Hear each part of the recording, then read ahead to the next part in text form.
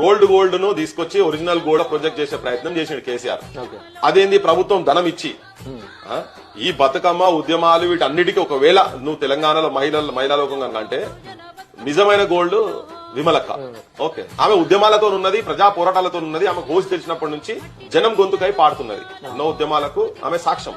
Okay, తనను counter చేసేందుకు తనని ఇంట్లోకెళ్లి ఆయన గవర్నమెంట్ ఉన్నప్పుడు లిటరల్ ఇంట్లోకెళ్లి సామాన్ అంతా తీసి అవతల పరేసారు కంప్లీట్ గా. ఏది ఎన్టీఆర్ స్టేడియం ముంగట ఉన్నటువంటి ఇల్లు అవమానపరుచుకుంటూ ఇన్సల్ట్ చేసుకుంటూ ఉల్టా గవర్నమెంట్ నుంచి కోట్ల రూపాయలు కవితకిచ్చి దాన్ని పెద్ద మార్కెటింగ్ చేసి ప్రపంచంలో మొత్తం ఏ దేశం పోయినా ఈమెకు అన్ని గవర్నమెంట్ నుంచి నిధులు ఇచ్చుకుంటూ తర్వాత ఆమెనే బతుకమ్మ కనిపెట్టిందనే స్థాయికి తీసుకుపెట్టట్టు మాత్రం పెట్టారు. కానీ ఇవాళ జనానికి కొద్దిగా ఆలస్యమైనా గానీ ఇవాళ వాస్తవాలు తెలిసినాయి.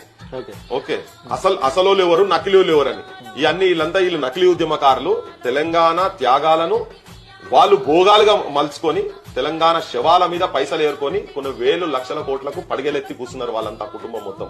ఇది జనానికి ఇప్పుడు అర్థమవుతున్నది. బహుజన బతుకమ్మనే సమస్యల గురించి తిరుగుతున్నది కాబట్టి జనం కూడా బహుజన బతుకమ్మను ఈక్వల్ గా అట్నే ఆదరించుకుంటూ వచ్చారు. ఇప్పుడు ఇంకెక్కువ ఆదరిస్తారు.